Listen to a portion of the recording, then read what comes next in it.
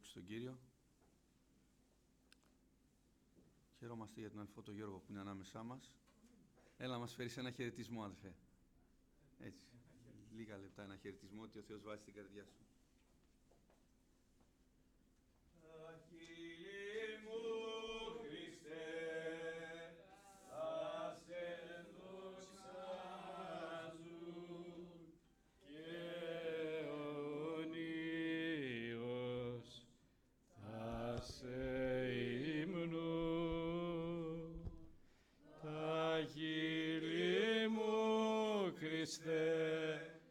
Πάσε δοξάζουν και ονείως πάσε ύμνουν. Αμήν, αδέρφια. Εγώ βασικά δεν ήθελα σήμερα να ακούσω, αλλά ένα χαιρετισμό δεν μπορούμε να μην το φέρουμε. Χαίρομαι πάρα πολύ που σας βλέπω τα πρόσωπά σας.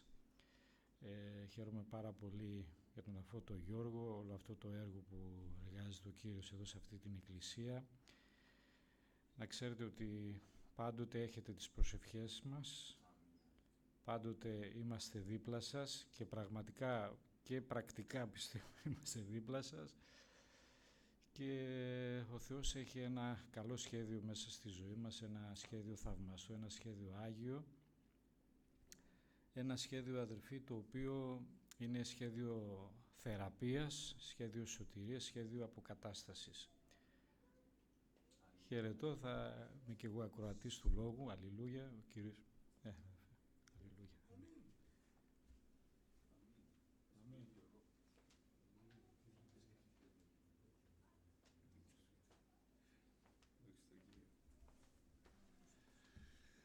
Κύριος να ευλογεί τον αδελφό μας.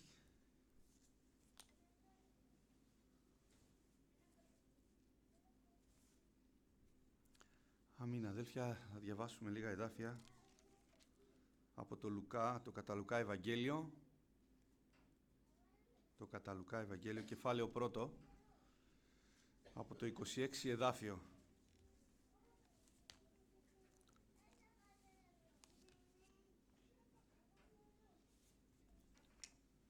Πρώτο κεφάλαιο από το 26 εδάφιο.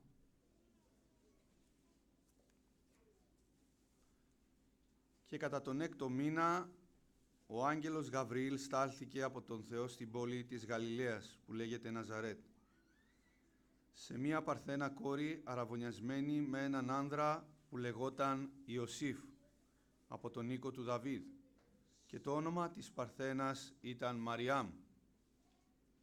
Και ο άγγελος όταν μπήκε μέσα προς αυτήν είπε «Χαίρε χαριτωμένη, ο Κύριος μαζί σου, ευλογημένη είσαι εσύ ανάμεσα στις γυναίκες».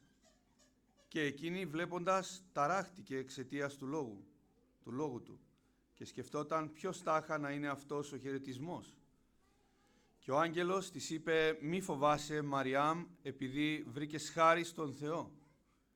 Και πρόσεξε, θα μείνεις έγκυος και θα γεννήσεις έναν γιο και θα αποκαλέσεις το όνομα του Ιησού. Αυτός θα είναι μεγάλος και θα ονομαστεί Υιός του Υψίστου. Και ο Κύριος ο Θεός του θα δώσει τον θρόνο του Δαβίδ του πατέρα του και θα βασιλεύσει επάνω στον οίκο του Ιακώβ στους αιώνες και η βασιλεία του δεν θα έχει τέλος. Και η Μαριάμ είπε στον άγγελο «Πώς θα είναι αυτό, επειδή άνδρα δεν γνωρίζω». Και ο άγγελος απαντώντας είπε σε αυτήν «Πνεύμα Άγιο θα έρθει επάνω σου και δύναμη του Υψίστου θα σε επισκιάσει. Γι' αυτό και εκείνο που θα γεννηθεί από σένα θα είναι Άγιο και θα ονομαστεί Υιός Θεού. Και πρόσεξε, η Ελισάβετ, η συγγενή σου, και αυτή συνέλαβε έναν γιο στα γυρατιά της, και αυτός θα είναι ο 6ος μήνας σε αυτήν, που αποκαλείται στήρα, επειδή κανένα πράγμα δεν είναι αδύνατο στον Θεό. Και η Μαριάμ είπε «Να με η δούλη του Κυρίου, ας γίνει σε μένα σύμφωνα με το λόγο σου». Και ο άγγελος αναχώρησε από αυτήν. Αμήν. Αμήν. Γνωστή ιστορία, επίκαιρο το μήνυμα πιστεύω για τις σημερινές μέρες, τις χριστουγεννιάτικες, αλλά πιστεύω, αδέλφια αγαπητά, ότι κάτι έχει να δώσει το βράδυ αυτό ο Λόγος του Θεού στις καρδιές μας, να αναπληρώσει το βράδυ αυτό με τη χάρη Του, αδέλφια, τα κενά μας, τα οποία, αγαπητά αδέλφια, μόνο ο Κύριος μπορεί να συμπληρώσει, μόνο ο Λόγος του Θεού έρχεται, αγαπητοί αδελφοί, ταχύτατα για να ενισχύσει εξασθενημένα χέρια και παρελειμμένα γόνατα, ώστε το χολό να μην εκτραπεί, αλλά να θεραπευθεί. Και αυτό κάνει, αγαπητά αδέλφια, η παρουσία του Θεού ανάμεσά μας, στη ζωή μας. Τον ευχαριστούμε, αγαπητά αδέλφια. Λέει, κατά τον 6ο μήνα, άγγελος του Κυρίου ήρθε, ο Γαβριήλ στάλθηκε από τον Θεό στην πόλη της Γαλιλαίας που λέγεται Ναζαρέτ, σε μια παρθένα κόρη αραβωνιασμένη με έναν άνδρα που λεγόταν Ιωσήφ από τον οίκο του Δαβίδ, και το όνομά της παρθένας ήταν Μαριάμ. Μια γυναίκα, μια κοπέλα, αγαπητά αδέλφια, μικρή, νεαρή σε ηλικία, η οποία φαίνεται, αγαπητά αδέλφια, ότι αγαπούσε τον Κύριο, αγαπούσε το θέλημα του Θεού. Δεν ήταν καθόλου τυχαίο ότι ο Κύριος την έκλεξε, την εξέλεξε για το σχέδιό Του.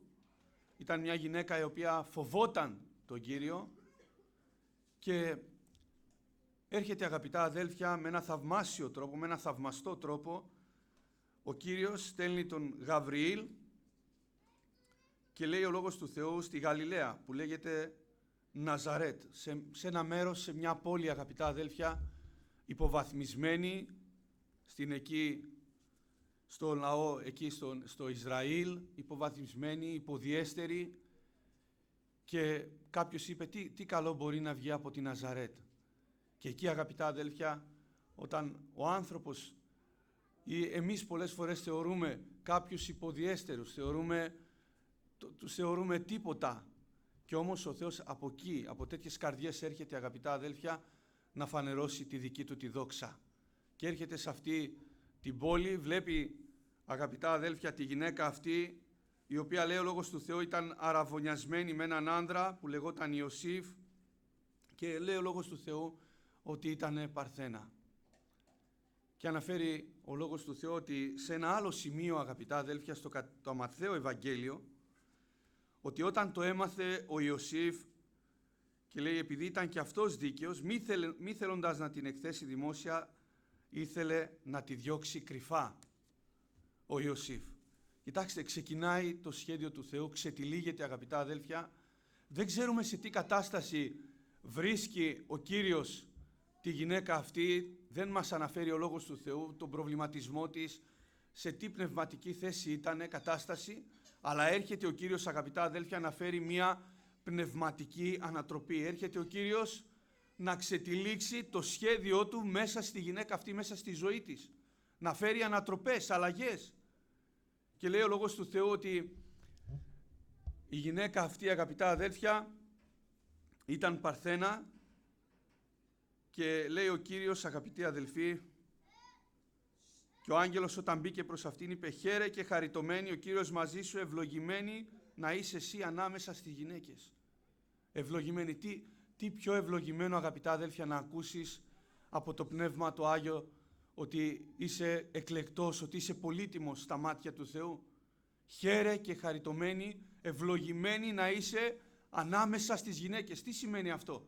Ότι η γυναίκα αυτή, αγαπητά αδέλφια, ξεχώρισε τον εαυτό της. Δεν υπήρχαν εκεί, αγαπητά αδέλφια, πειρασμοί.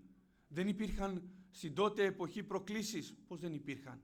Αλλά βλέπετε, αγαπητά αδέλφια, αυτή η κοπέλα, νεαρή σε ηλικία, ξεχώρισε τον εαυτό της. Ευλογημένη να είσαι ανάμεσα στις γυναίκες. Τι πιο ευλογημένο, αγαπητά αδέλφια, να σε ξεχωρίζει ο Θεός και να σε κατονομάσει με το όνομά σου.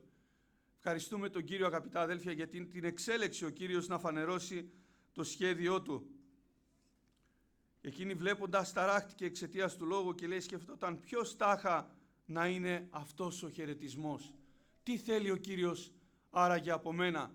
Βλέπετε, αγαπητά αδέλφια, αραβωνιασμένη με έναν άνδρα, με τον άνδρα αυτό τον Ιωσήφ, ο οποίος φοβούμενος και ο ίδιος τον Θεό, έρχεται, αγαπητά αδέλφια, να φέρει μεγάλη ανατροπή σε όλη την πορεία της ζωής της. Και αυτή η γυναίκα, αγαπητά αδέλφια, είναι αυτό φανερώνει, αυτό βλέπουμε μέσα από το Λόγο του Θεού, ότι είναι διαθέσιμη. Ότι δίνει την καρδιά της, είναι μια καρδιά παραδομένη στο σχέδιο του Θεού. Θα μπορούσε, αγαπητά αδέλφια, να αντισταθεί, δεν περιορίζει τη φωνή του Θεού, δεν περιορίζει το σχέδιο του Θεού στη ζωή της, αλλά λέει να, ιδού εγώ, και θα μπορούσε, αγαπητά αδέλφια, κάλλιστα, αφού είναι αραβωνιασμένη, και τους λέει ο Κύριος ότι θα μείνεις έγκυος από το Πνεύμα το Άγιο. Ακόμα δεν είχε συνευρεθεί με τον άντρα της, τον Ιωσήφ. Θα έπρεπε, αγαπητά αδέλφια, να κουβαλήσει τον ονειδισμό. Θα μάθαινε ο κόσμος και στο μυαλό της ίσως να είχε, αγαπητά αδέλφια, ότι ο άντρας της θα την εκθέσει δημόσια. Φανταστείτε και ότι στην τότε εποχή, αγαπητά αδέλφια, θα μπορούσε, αγαπητοί αδελφοί, να την εκθέσει δημόσια και να τη λιθοβολήσουν κιόλα, γιατί δεν είχε συνευρεθεί με τον άντρα της. Και όμως, αγαπητοί αδελφοί, αυτή η γυναίκα είναι γυναίκα παράδειγμα για εμάς σήμερα, γυναίκα αφιερωμένη στην παρουσία του Θεού, στο σχέδιο του Θεού, η οποία, αγαπητά αδέλφια, σιγά σιγά ξετυλίγεται το σχέδιο του Θεού, όχι μόνο στη ζωή της, αλλά και σε όλη την ανθρωπότητα. Ας έχει δόξα το όνομα του Κυρίου.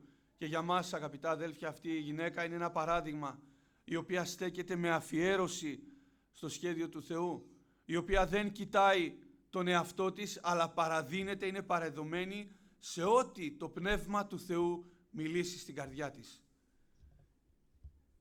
Τι σημαίνει αυτό, αγαπητά αδέλφια? Ότι εμείς πολλές φορές είμαστε αυτοί οι οποίοι περιορίζουμε την φωνή του Θεού στη ζωή μας.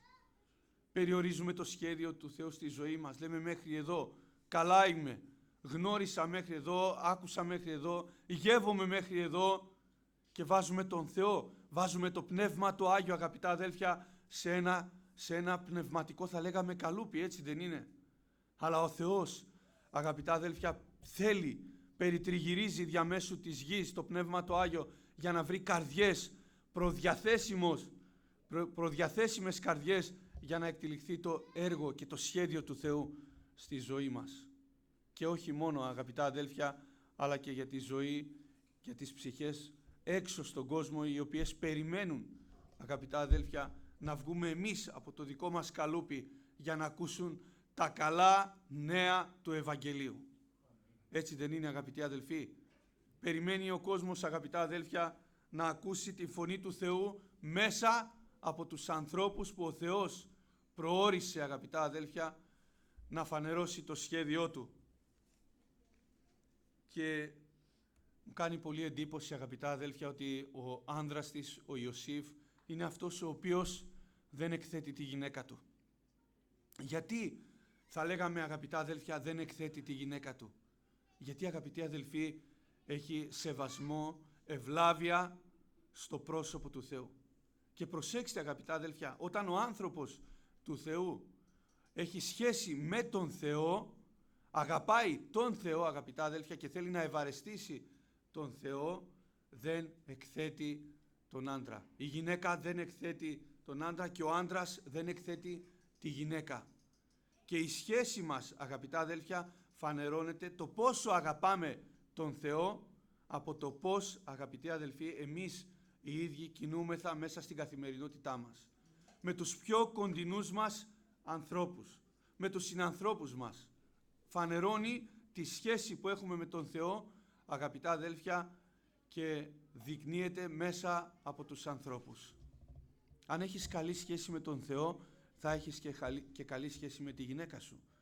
Το ίδιο, αγαπητά αδέλφια, και η γυναίκα, αν έχει καλή σχέση με τον Θεό, θα έχει καλή σχέση και με τον άντρα. Γι' αυτό, αγαπητά αδέλφια, είναι σημαντικό ότι ο Κύριος ξεχωρίζει το ζευγάρι αυτό. Για ποιο λόγο, για ποιο σκοπό? Για να φανερώσει τη δόξα Του. Για να εκτυλιχθεί το σχέδιό Του στη ζωή των αδελφών αυτών ανθρώπων, οι οποίοι για μας είναι ένα παράδειγμα. Και ο Κύριος καλεί σήμερα, αγαπητά αδέλφια. Τι καλεί? Καλεί, αγαπητά αδέλφια, οικογένειες. Καλεί σπίτια, αγαπητά αδέλφια, οι οποίοι θα φοβούνται τον Θεό με τα φόβου και τρόμου, να εργάζονται την εαυτού σωτηρία. Με τέτοιες οικογένειες ο Κύριος θέλει, αγαπητά αδέλφια, να εργαστεί, να φανερώσει το σχέδιό Του, οι οποίες είναι οι οικογένειες διαθέσιμες, προδιαθέσιμες στην φωνή του Αγίου Πνεύματος. Γι' αυτό σήμερα το βράδυ αυτό είσαι έτοιμος να ακούσεις την φωνή του Θεού και να πεις ναι και αμήν, Κύριε, είμαι έτοιμος. Θέλω τα πράγματα να αλλάξουν στη ζωή μου. Είμαι έτοιμος να φέρνεις πνευματικές ανατροπές, αλλαγές μέσα στη χριστιανική μου πορεία. Για ποιο λόγο? Γιατί θέλω, Κύριε, να ευαρεστήσω το πρόσωπό σου. Θέλω, Κύριε, να αφοσιωθώ, να αφιερωθώ σε εσένα, γιατί τίποτε άλλο δεν μπορεί να συμβεί στη ζωή μου παρά μόνο, αγαπητά αδέλφια, να εκτυλιχθεί το σχέδιο του Θεού δια Αγίου Πνεύματος. Και λέει η γυναίκα σε ένα μέρος, η Μαριάμ, πώς θα γίνει αυτό? Αδέλφια αγαπητά, πώς θα γίνει? Πολλές φορές πώς θα γίνει να αλλάξω, πώς θα γίνει να αλλάξουν οι καταστάσεις στη ζωή μου? Ουδέ δια δυνάμεως, ουδέ δια ισχύος, αλλά δια του Πνεύματός μου, λέγει Κύριος των δυνάμεων. Και το Πνεύμα το Άγιο είναι αυτό, αγαπητά αδέλφια. Όταν παραχωρείς το Πνεύμα του Θεού χώρο, τότε αλλάζουν τα πράγματα στη ζωή σου. Τότε βλέπεις το Πνεύμα του Θεού διαφορετικά να εκτυλίγεται στη χριστιανική σου πορεία, στη δική σου καρδιά, στη προσωπική σου σχέση με τον Θεό. Τότε, αγαπητά αδέλφια, ο Θεός είναι αυτός ο οποίος φανερώνει τη δόξα του. Μπορούμε να πούμε αμήν, αγαπητά αδέλφια? Το θέλουμε, διψάμε, αγαπητά αδέλφια. Τίποτε άλλο δεν πρέπει να μας απασχολεί πλέον σε αυτή τη ζωή. Τίποτε άλλο δεν πρέπει να μας προβληματίζει παρά μόνο το πώς θα ευαρεστήσω τον Κύριο. Αυτό είναι, αγαπητά αδέλφια. Αυτό θέλουμε. Και ευχαριστούμε τον Κύριο, γιατί ο Κύριος, αγαπητά αδέλφια, μέσα από το Λόγο του Θεού το βράδυ αυτό θέλει να διαγείρει τις καρδιές των ανθρώπων, των αδελφών. Θέλει, αγαπητά αδέλφια, να ξεσηκώσει καρδιές οι οποίες να ακούσουν το Λόγο του Θεού, όχι να ακούσει το Λόγο και, αγαπητά αδέλφια, από το ένα μέρος να μπει και να βγει. Αλλά καλά να εγκολποθεί μέσα στην καρδιά μας. Να εγκολποθεί ο Λόγος του Θεού, αγαπητά αδέλφια, και να πραγματοποιηθεί στη ζωή μας.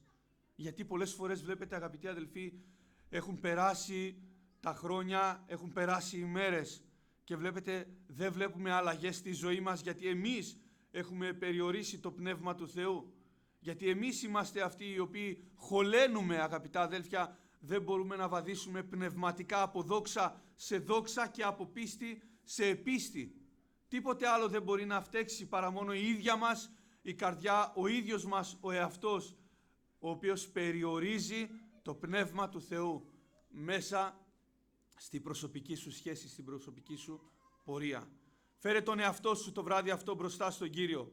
Φέρε την καρδιά σου ταπεινωμένη και συντετριμμένη, γιατί με τέτοιες καρδιές εργάζεται ο Θεός, αγαπητά αδέλφια. Με τέτοιες καρδιές του συντετριμένου και του ταπεινού το πνεύμα ευαρεστείται ο Θεός, αγαπητά αδέλφια, και θέλει να κινηθεί ο Κύριος στη ζωή μας. Περιμένουμε την κίνηση του Θεού, αδέλφια. Το θέλουμε να κινηθεί το Πνεύμα το Άγιο στη ζωή μας, γιατί δεν γίνεται διαφορετικά το έργο του Θεού παρά μόνο δια Πνεύματος Αγίου και δυνάμεως, αδέλφια αγαπητά. Έτσι θα εργαστεί ο Θεός, αγαπητά αδέλφια, και έτσι με τη χάρη του Κυρίου μας. Εκείνη, λέει, βλέποντας ταράχτηκε εξαιτίας του λόγου και σκεφτόταν ποιος τάχα να είναι αυτός ο χαιρετισμός. Και ο άγγελος της είπε, μη φοβάσαι, Μαριάμ, επειδή βρήκες χάρη στον Θεό. Αλληλούια, ας έχει δόξα το όνομα του Κυρίου. Αν έχεις αμφιβολία το βράδυ αυτό, αν σε απασχολεί οτιδήποτε, δεν ξέρω τι, ο Κύριος έρχεται, αγαπητά αδέλφια, εκπληρώνοντας το λόγο του το βράδυ αυτό στη ζωή σου και λέει, μη φοβάσαι, μην έχεις αμφιβολία, μην απιστείς, γιατί η αμφιβολία δημιουργεί απιστία, συναισθήματα που φέρνει απομάκρυση, αγαπητά αδέλφια, από την παρουσία του Θεού. Μα πώς θα γίνει, τι θα γίνει? Μπορεί ο Θεός να φέρει ανατροπές, μπορεί ο Θεός να αλλάξει τα πράγματα. Δύναται ο Θεός το βράδυ αυτό να σταθεί δυνατός σε αυτό το οποίο σε απασχολεί. Μη φοβάσαι, λέγει ο Κύριος των δυνάμεων, διότι βρήκες χάρη μπροστά στον Θεό. Και ευχαριστούμε τον Κύριό μας και τον Θεό μας, αγαπητά αδέλφια, γιατί βρήκαμε χάρη μπροστά στον Θεό. Και βλέπετε ότι αυτή η χάρη, η οποία δόθηκε στους ανθρώπους, λέει ο Λόγος του Θεού, φανερώθηκε στους ανθρώπους. Για ποιο λόγο? Για να αρνηθούμε την ασέβεια, τις κοσμικές επιθυμίες, να ζήσουμε σοφρόνος, δικαίος και ευσεβώς εις τον παρόντα αιώνα, προσμένοντας τη μακαριά ελπίδα και την επιφάνεια της παρουσίας, της δόξας του Θεού, αγαπητά αδέλφια. Αυτό πριν ακόμα έρθει αυτός ο λόγος ότι η Μαριάμ βρήκε χάρη μπροστά στο Θεό, η ίδια, αγαπητά αδέλφια, ήταν αυτή η οποία φοβόταν, σεβόταν τον Θεό. Ήταν αυτή η οποία ξεχώρισε τον εαυτό της από τον Θεό και περίμενε ανα πάσα στιγμή ο Θεός να φέρει πνευματικές αλλαγές και ανατροπές στη ζωή της. Και αυτό είναι, αγαπητά αδέλφια, που θέλει ο Κύριος από τέτοιες καρδιές, από τέτοια σκεύη, άγια σκεύη, εύχριστα, αγαπητά αδέλφια, μπροστά στα μάτια του Θεού, για να φανερώσει ο Θεός το δικό του το σχέδιο. Έχουν περάσει, αγαπητά αδέλφια, τα χρόνια, 5, 10, 15 χρόνια και δεν βλέπουμε ο Θεός να κινείται μέσα από τη ζωή μας. Γιατί δεν μας προβληματίζει πολλές φορές? Γιατί, αγαπητά αδέλφια? Γιατί αν εμείς δεν κινηθούμε, δεν μπορεί να κινηθεί ο Θεός. Αν εμείς δεν κάνουμε ένα βήμα, δεν μπορεί να κάνει βήμα ο Θεός. Γι' αυτό λέει ο λόγος του Θεού, πλησιάσατε με και εγώ τι θα κάνω? Θα πλησιάσω σε εσάς. Διαφορετικά το εδάφιο αντίστροφα θα έλεγε, θα πλησιάσω σε εσάς, αλλά πλησιάστε και εσείς σε μένα. Αλλά ο λόγος του Θεού λέει, πλησιάσατε με και εγώ τι θα κάνω? Θα πλησιάσω σε εσάς. Θέλουμε να πλησιάσουμε τον Κύριο, αγαπητά αδέλφια. Αντισταθείτε στο διάβολο και ο διάβολος, αγαπητά αδέλφια, θα φύγει. Θέλουμε να φέρουμε αντίσταση, αγαπητά αδέλφια, στις βουλές του εχθρού. Στις βουλές, αγαπητά αδέλφια, που έρχεται και διαβάλλει σκέψεις, συναισθήματα που περιβάλλουν τη ζωή μας, αγαπητά αδέλφια, αρνητικά τέτοια συναισθήματα που δημιουργούν αμφιβολίες στην πορεία της ζωής μας. Πώς θα γίνει αυτό? Πώς θα γίνει αυτό? Εγώ κακόμοιρος μπορώ, αξίζω? Μπορεί ο Θεός με μένα να κινηθεί? Εγώ είμαι ένα τίποτα. Από το τίποτα ο Θεός, αγαπητά αδέλφια, έρχεται και το κάνει κάτι. Κάτι διαφορετικό, κάτι ξεχωριστό. Ας έχει δόξα το όνομα του Κυρίου. Τον ευχαριστούμε, αγαπητά αδέλφια, και λέει, πρόσεξε, θα μείνεις έγκυος και θα γεννήσεις ένα γιο και θα αποκαλέσεις το όνομά του Ιησού. Αυτός θα είναι μεγάλος και θα ονομαστεί Υιός του Υψίστου και ο Κύριος ο Θεός του θα δώσει το θρόνο του Δαβίδ του πατέρα του και θα βασιλεύσει επάνω στον οίκο Ιακώβ στους αιώνες και η βασιλεία του δεν θα έχει τέλος. Και η Μαριάμ είπε στον άγγελο, πώς θα είναι αυτό? Επειδή άνδρα δεν γνωρίζω. Ευχαριστούμε τον Κύριο, αγαπητά αδέλφια. Έρχονται οι υποσχέσεις του Θεού σιγά σιγά να εκπληρώνονται στη γυναίκα αυτή, η οποία, αγαπητά αδέλφια, μετέπειτα βλέπουμε ότι μένει έγκυος, κυοφορεί, αγαπητά αδέλφια, και από την ώρα που κυοφορεί, αγαπητά αδέλφια, και μέχρι να γεννήσει, είναι αυτή η οποία διώκεται, ονειδίζεται, και αυτό είναι το σχέδιο του Θεού, αγαπητά αδέλφια. Δεν είναι ο δρόμος του Θεού στη ζωή μας ένας δρόμος στρωμένος με ροδοπέταλα. Μην περιμένουμε πολλές φορές στη ζωή μας να πάνε όλα ρολόι, όλα να είναι ρόδινα. Αλλά, αγαπητοί αδελφοί, θα υπάρχει διωγμός, θα υπάρξει ονειδισμός. Γιατί κουβαλάμε το όνομα του Κυρίου, γιατί κυοφορούμε το Πνεύμα του Άγιο και άνθρωπος αδοκίμαστος δεν, θα μπει στη βασιλεία των ουρανών. Και γι' αυτό, αγαπητά αδέλφια, εμείς με κάθε τρόπο και με κάθε κόστος θα πρέπει να φυλάξουμε αυτό το οποίο ο Θεός μας εμπιστεύτηκε. Τι μας εμπιστεύτηκε ο Θεός? Το Πνεύμα το Άγιο και τις υποσχέσεις του Θεού μέσα στη ζωή μας. Σιγά σιγά, αγαπητά αδέλφια, να φανερώνονται. Και λέει ο λόγος του Θεού, και ο άγγελος απαντώντας είπε, Πνεύμα Άγιο θα έρθει επάνω του και δύναμη του Υψίστου θα σε επισκιάσει και εκείνο που θα γεννηθεί από σένα θα είναι Άγιο, θα ονομαστεί Υιός Θεού. Και πρόσεξε, η Ελισάβετ, η συγγενή σου, και αυτή συνέλαβε ένα γιο στα γερατιά της. Και αυτός είναι ο 6ος μήνας, αυτή αποκαλείται στήρα, επειδή κανένα πράγμα δεν είναι αδύνατο στο Θεό. Φανερώνει λοιπόν και τι ακριβώς θα συμβεί στην επόμενη γυναίκα, στην Ελισάβετ, Βλέπετε αδέλφια αγαπητά, όταν ο άνθρωπος είναι διαθέσιμος, με τι ομορφιά το Πνεύμα το Άγιο έρχεται να φανερώσει. Πώς φανερώνει το Πνεύμα το Άγιο? Όταν έχει σχέση με το Θεό. Όταν αναζητάς το πρόσωπο του Κυρίου, τότε ο Θεός έρχεται και φανερώνει το δικό του απόρριτο. Σε ποιους? Στους φοβουμένους αυτού. Φανερώνει ο Θεός στους φοβουμένους αυτού το δικό του απόρριτο. Φανερώνει, αγαπητά αδελφοί. Γιατί όταν ο άνθρωπος κρατάει το σκεύος του σε αγιασμό και τιμή, τότε, αγαπητά αδέλφια, ο Θεός κάνει τη τιμή να φανερώσει το δικό του απόρριτο. Και λέει, κανένα πράγμα δεν είναι αδύνατο στο Θεό. Τίποτα δεν είναι αδύνατο, αδέλφια. Γιατί μέσα στην αδυναμία μας, στις σκέψεις μας, από ανθρώπινης λογικής, έρχεται ο Θεός το αδύνατο, το ανήμπορο, το ευτελές, το εξουθενημένο. Έρχεται ο Θεός, αγαπητά αδέλφια, να φανερώσει την αδυναμία του. Το πιστεύουμε, αγαπητά αδέλφια. Και ο Θεός ήρθε, αγαπητά αδέλφια, να θυμηθούμε. Για ποιον ήρθε ο Θεός, αγαπητά αδέλφια? Ήμασταν αδύναμοι, ανήμποροι, τι ήμασταν? Και ήρθε ο Θεός, αγαπητά αδέλφια, με το Πνεύμα του το Άγιο και μας έκανε από το τίποτα, μας έκανε, αγαπητά αδέλφια, αυτό το κάτι για να φανερώσει το σχέδιο του στη ζωή μας.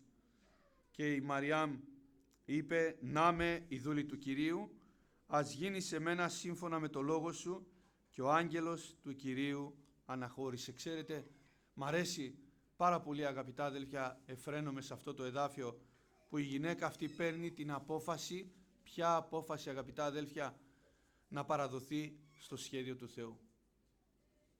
Να με η δούλη του Κυρίου, ας γίνει σε μένα σύμφωνα με το λόγο σου.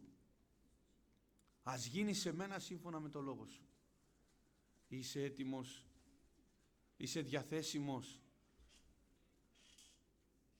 να αφήσουμε πολλά πράγματα, αγαπητά αδέλφια, τα οποία μας απασχολούν, τα οποία στην πραγματικότητα είναι ευτελές? Είναι σκύβαλα, αγαπητά αδέλφια. Για ποιο? Για να κερδίσεις Αυτόν και τη δύναμη της Αναστάσεως αυτού. Και έτσι, με τη χάρη του Κυρίου μας, ευχαριστούμε τον Κύριο, γιατί υπάρχουν γυναίκες και άνδρες πίστεως, οι οποίοι, αγαπητοί αδελφοί, αφιέρωσαν τον εαυτό τους και είδαν αποτελέσματα όχι μόνο στη ζωή τους, αλλά, αγαπητοί αδελφοί, είδαν τη δόξα του Θεού, είδαν τη δύναμη του Θεού. Πιστεύω, αγαπητά αδέλφια, μας προβληματίζει η καθημερινότητα. Γιατί πολλές φορές δεν βλέπουμε περισσότερο την κίνηση του Άγιου Πνεύματος? Από μας εξαρτάται, αδέλφια αγαπητά. Από το σπίτι μας. Σήμερα αυτό που έλεγα στα παιδιά, είχαμε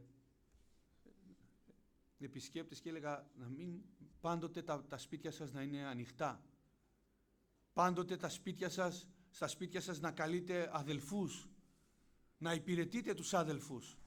Γιατί, ξέρετε, πόσο με ευαρεστεί, αγαπητά αδέλφια, μα να είσαι κάθε μέρα με αδελφούς, κάθε μέρα να είμαι με αδελφούς, να είμαι σε κοινωνία με αδελφούς, να ανοίγω το σπίτι μου, να ψάχνω τους αδελφούς. Πού είναι τα αδέλφια? Να συναντήσω τους αδελφούς. Εάν αυτό, αγαπητά αδέλφια, έχει κρυώσει στην καρδιά μας, σημαίνει ότι κάτι δεν πάει καλά στη ζωή μου, στην πορεία μου.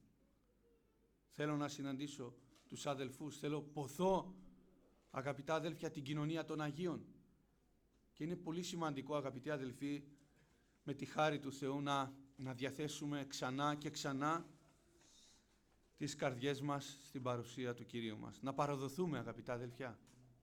Τίποτα πλέον να μην κάνουμε, γιατί με ποια έννοια, αγαπητοί αδελφοί, τρέχουμε και όλο και περισσότερο τρέχουμε και βλέπετε 0 από 0, 0.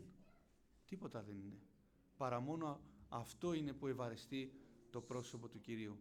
Βλέπετε, η Μαρία ήταν αυτή η οποία διάλεξε την αγαθή μερίδα. Η Μάρθα έτρεχε δεξιά, έτρεχε αριστερά, έτρεχε από εδώ, έτρεχε από εκεί, έτρεχε το μυαλό της από εδώ, έτρεχε το μυαλό της από εκεί, και το μυαλό του ανθρώπου τρέχει, αγαπητά αδέλφια, τρέχει δεξιά, ακόμα και μέσα στο σπίτι να είναι, γιατί η Μάρθα κάλεσε τον Χριστό στο σπίτι της, αλλά έτρεχε να υπηρετήσει. Αλλά αυτό το οποίο έχει ανάγκη είναι ότι η Μαρία διάλεξε την αγαθή μερίδα, η οποία δεν θα αφαιρεθεί από αυτήν. Δεν θέλουμε να αφαιρεθεί τίποτα πνευματικό από τη ζωή μας, αγαπητά αδέλφια. Θέλουμε να είμαστε γεμάτοι, πλούσιοι με την παρουσία του Κυρίου μας. Ο Κύριος να ευλογήσει και να βάλει τα λόγια αυτά τα λίγα μέσα στην καρδιά μας και εμείς να είμαστε αυτοί οι οποίοι το βράδυ αυτό, έστω αυτό το λίγο αγαπητά αδέλφια, ο Θεός να το κάνει πολύ, να εκτελεχθεί το σχέδιο του Θεού στη ζωή μας. Αμήν.